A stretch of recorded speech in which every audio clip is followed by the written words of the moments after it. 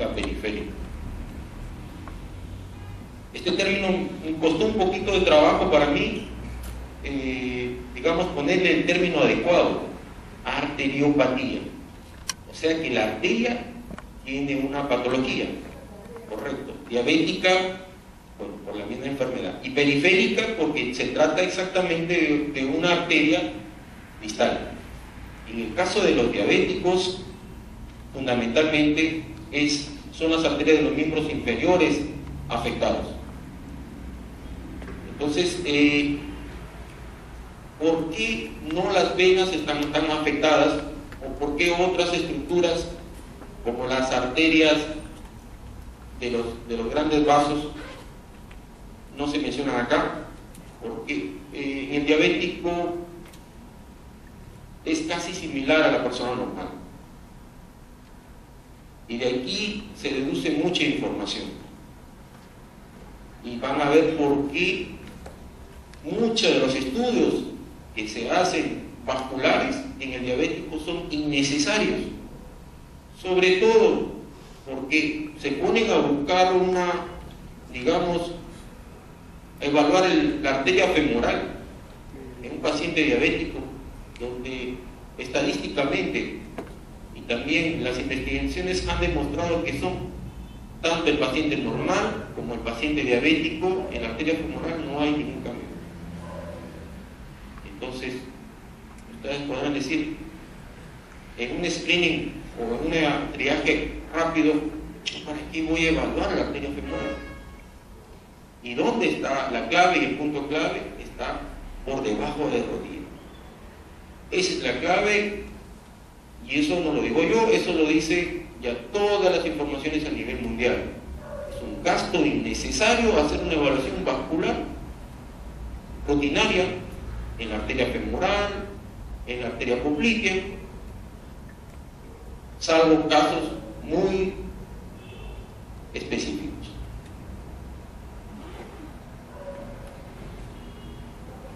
Entonces, para definir qué es arteriopatía: síndrome que forma parte del síndrome de pie diabético, caracterizado por una alteración de la vascularidad predominantemente microvascular y también macrovascular de las arterias, sin afectación coronaria, aórtica ni cerebral. La clave está en la palabra microvascular. Ahí está la clave, no en lo macrovascular. O sea, no es que hay un ateroma ahí, no es que algo lo está obliterando. ¿Qué está pasando con ese vaso? ¿Qué está pasando con la íntima de ese vaso? Ahí hay una alteración. ¿Está ingresada? ¿Por qué ha alterado? Allí está la clave.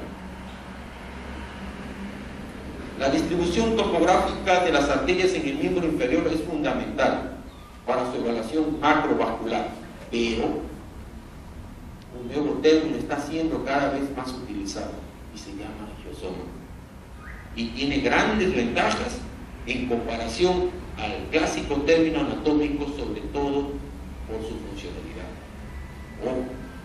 Ya 5 años, todos los congresos mundiales del pie diabético se hablan sobre angiosoma. Está en discusión, cierto, todavía algunos temas muy pequeños, pero si no se entiende este término, no se va a entender prácticamente la vascularidad. ¿Por qué yo amputo esta parte y por qué la otra se necrosa? ¿O por qué no se necrosa? Ahí está la clave. Pero, ¿y qué tengo que hacer? Tengo que evaluar vascularmente, pero también tengo que ver la parte de la circulación colateral y de la microcirculación también. Entonces aquí estamos hablando de los angiosomas. 6 angiosomas hay en el pie y el tobillo. Lo más importante es el angiosoma que es irrigado por la arteria tibial anterior, por la arteria tibial posterior y por la arteria peronea. Ojo, estas son las 3 más importantes. Ya después ustedes se van a dar cuenta, pero ¿por qué el doctor habla de esto? Esta es la clave. Esta es la innovación. Esto es parte de nuestro protocolo que hemos hecho para innovar.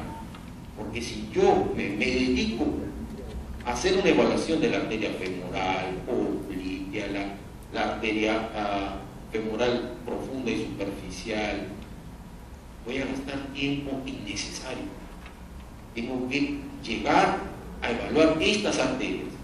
Y en estas arterias también se subdividen. Hay, por ejemplo, la arteria medial o la plantar medial, o la plantar lateral, o la plantar interna o externa, como la quieren llamar, ¿no? Y la peroneal también, que es, perdón, la arteria de la pedra dorsal. Todas estas tienen características muy importantes que uno debe evaluar. Estas son las claves. Para evaluar estas, uno puede predecir qué va a pasar con el pie y con el tobillo.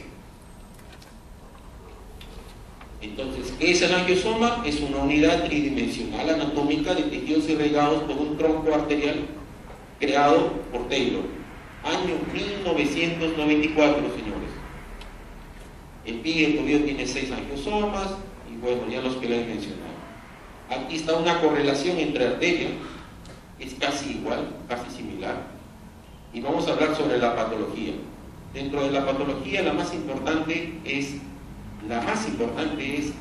el problema de hiperglicemia y la resistencia a la insulina, que produce tanto problemas arteriales micro y macro. Este es un cuadro donde nosotros tratamos de explicar de manera simple qué es lo que está pasando, y aquí hay tanto la cuestión macro como la cuestión micro, y en la cuestión micro el problema es el más importante. Les comento, esta es solamente un cuadro didáctico. Ahora se habla de la combinación de otro, que es el nervio. El nervio inerva a la arteria, y esto también altera su función. Por eso que se contraen unas y se abren otras, por más que no haya problemas microvasculares, sino que el nervio también tiene que ver acá. Son los nervios que inervan a la arteria, también contribuyen a esto. Me ha pasado con un paciente, les comento, amputé un dedito y se necrosó el otro, y en el estudio vascular y en el estudio de la saturación de oxígeno tisular eran muy buenas. El paciente llegó y yo le amputé un dedito y se necrosó lo siguiente. Revisé la información, y sorpresa de mí era que una de las explicaciones era esto desde el punto de vista de la fisiopatología. Entonces, para la evaluación, aquí vamos a comentar un tema muy importante. La evaluación macrovascular sigue siendo la que hacen todos los cardiovasculares, o sea, la enfermedad arterial periférica.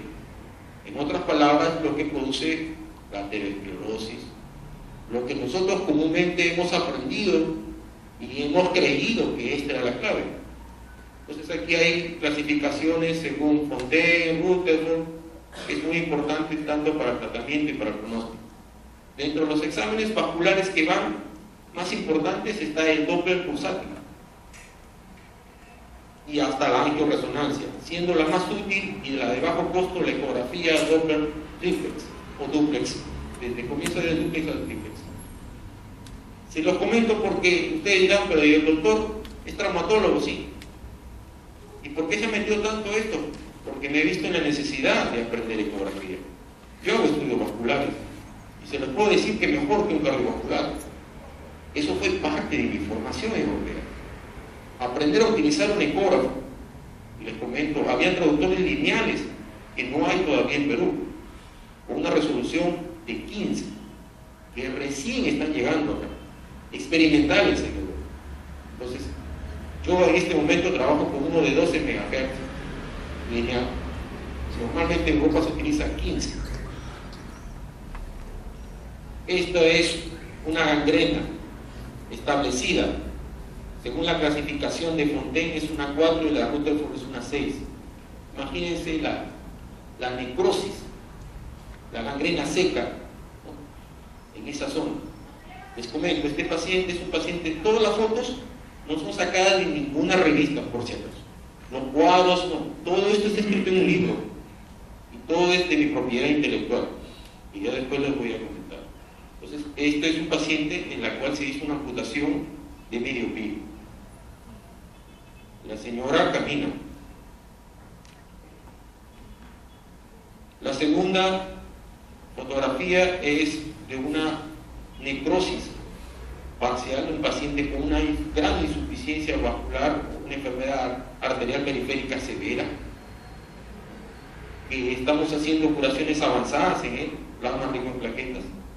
Es otro ejemplo de problema vascular. Esto es lo que utilizamos en la evaluación Doppler triplex o duplex de manera rutinaria. Las características clínicas de la enfermedad arterial, los síntomas, como ustedes pueden comentarles, yo les puedo comentar la claudicación intermitente, el dolor muscular, las zonas usualmente, si es aórtico ilíaca, es el dolor en el glúteo, si es en fémoro-popliteo, el problema es en los gemelos, y si es por debajo de la rodilla, usualmente es el dolor en la planta del pie. El paciente se viene y se queja: doctor, me duele la planta del pie, no le hacemos caso, no, me duele la planta del pie. Problema básicamente por debajo, el problema es de las arterias por debajo de la planta del pie, o infrapopliteas. Y algunos síntomas, y les comento, cuando el paciente viene con el pie ya negro, morado, ya no hay mucho que darle vuelta en la parte sintomática. La clave está en saber que ese dedo, o ese pie, o ese tobillo, o esa área afectada, pues está teniendo problemas leves. Entonces, una de esas cositas tan simples es un termómetro digital infrarrojo. Yo lo tengo de manera rutinaria, se los comento. Este va a ser este aparatito que cuesta 200 soles y que deberían tener todos los médicos internistas en su consultorio. Va a ser tema de discusión en el 15º Congreso Mundial de Pie Diabético en La Haya. Solamente ese termómetro, que con esa cosa tan simple ha revolucionado la evaluación vascular y neurológica también del paciente diabético. Este es el equipo que tenemos en el centro médico.